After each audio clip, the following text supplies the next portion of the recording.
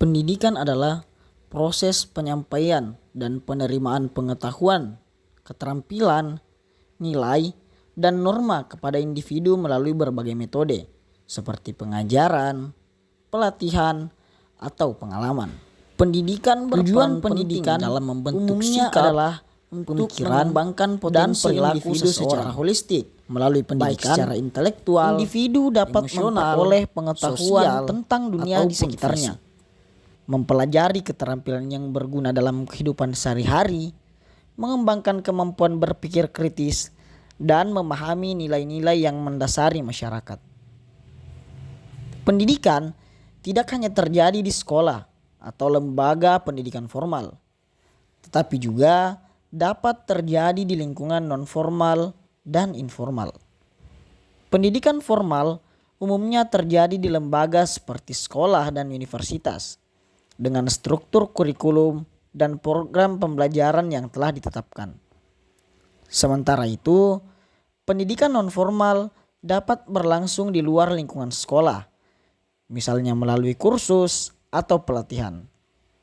Sedangkan pendidikan informal terjadi secara tidak terstruktur dalam kehidupan sehari-hari, melalui interaksi sosial, pengalaman, dan observasi.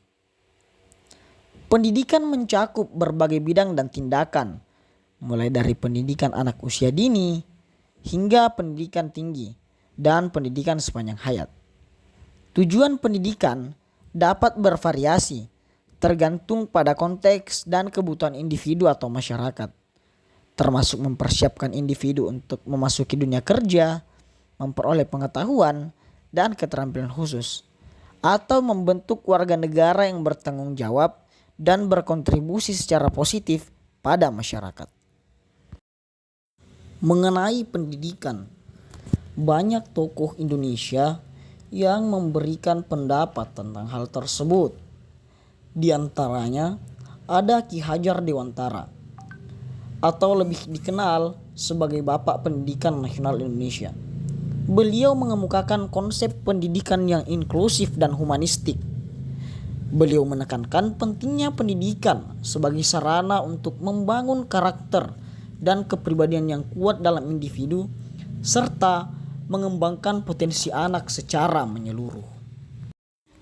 Selain Ki Hajar Dewantara, tokoh lain yang juga ikut menuangkan pendapatnya mengenai pendidikan yakni adalah Bapak Insinyur Soekarno-Hatta. Beliau adalah pendiri sekaligus Presiden pertama Republik Indonesia.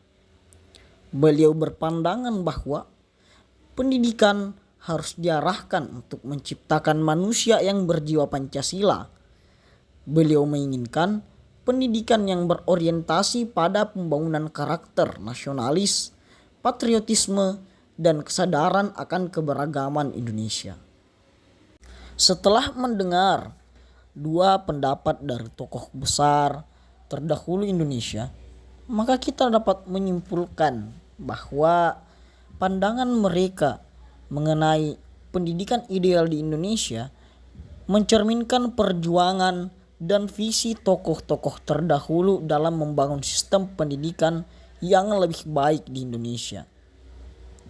Pendidikan ideal yang mereka harapkan yakni berfokus pada pengembangan karakter, kesadaran nasional, kemandirian, kesetaraan, dan kesadaran politik.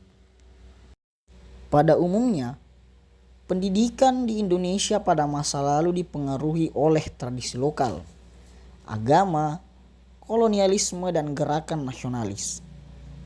Pendidikan pada masa itu cenderung terbatas, terutama bagi kelompok sosial tertentu. Namun seiring dengan perkembangan waktu, gerakan pendidikan nasionalis dan reformasi pendidikan telah membawa perubahan dalam sistem pendidikan di Indonesia. Berbicara mengenai pendidikan, utamanya pendidikan di Indonesia di zaman sekarang. Ketika kita melihat ke belakang, berpatokan kepada pendidikan ideal yang diharapkan oleh para pendahulu kita, maka kita akan melihat bahwa pendidikan nasional di Indonesia zaman sekarang sudah melenceng jauh dari harapan para pendahulu kita. Telah muncul banyak permasalahan-permasalahan pendidikan baik dalam sosial maupun aspek budaya. Bukan hanya itu, permasalahan-permasalahan di bidang lain pun telah banyak bermunculan. Namun yang paling banyak mempengaruhi pendidikan di Indonesia ialah aspek sosial dan budaya. Contohnya saja, akses dan kesenjangan pendidikan. Meskipun upaya telah dilakukan untuk meningkatkan akses pendidikan di seluruh Indonesia, masih ada kesenjangan akses pendidikan antara daerah perkotaan dan pedesaan, serta antara wilayah yang lebih terpencil dengan yang lebih berkembang. Faktor geografis, infrastruktur yang terbatas, dan kesenjangan sosial ekonomi menjadi faktor yang mempengaruhi akses pendidikan. Kemudian selanjutnya ketimpangan gender. Meskipun ada peningkatan partisipasi perempuan terhadap pendidikan di Indonesia, masih ada ketimpangan gender dalam akses dan partisipasi pendidikan di Indonesia. Beberapa faktor seperti pernikahan dini, ekspektasi sosial terhadap perempuan, serta peran gender yang masih membatasi akses dan kesempatan pendidikan bagi perempuan. Kemudian permasalahan selanjutnya yakni kurikulum yang tidak inklusif. Kurikulum pendidikan di Indonesia belum sepenuhnya mencerminkan keragaman sosial, budaya, dan etnis di negara ini.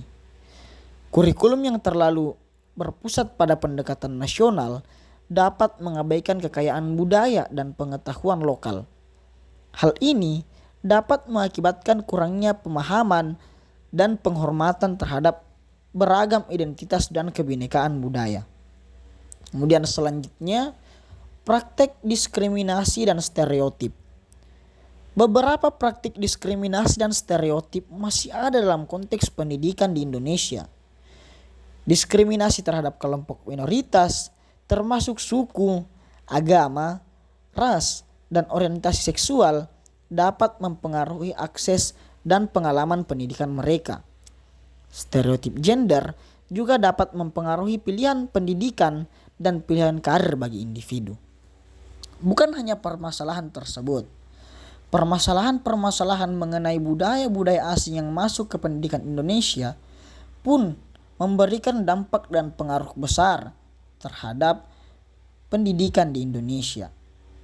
Contohnya saja, permasalahan-permasalahan mengenai budaya konsumtif dan lain-lain sebagainya.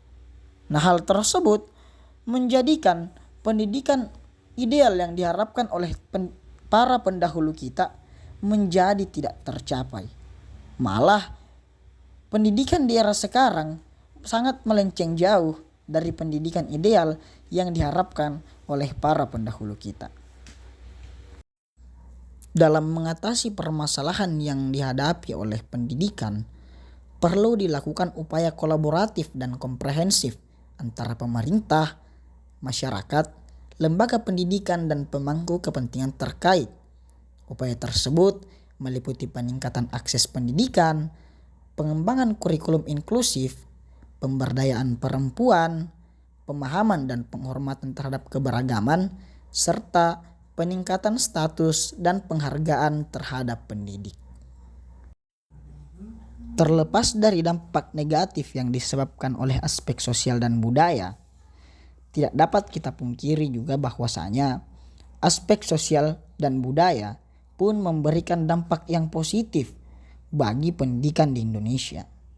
Adapun dampak positif aspek sosial dan budaya dalam pendidikan di Indonesia diantaranya, yang pertama, membangun kesadaran dan identitas nasional. Kedua, peningkatan pemahaman lintas budaya, pemberdayaan masyarakat, perubahan sosial, serta penyebaran ilmu pengetahuan dan inovasi. Pendidikan di Indonesia memiliki potensi besar dalam meningkatkan kesadaran sosial, toleransi, penghargaan terhadap budaya, dan pemberdayaan masyarakat. Dengan memanfaatkan potensi ini, pendidikan dapat menjadi alat penting dalam membangun masyarakat yang lebih maju, inklusif, dan harmonis, sehingga dapat mendekati pendidikan ideal yang diharapkan oleh para pendahulu kita.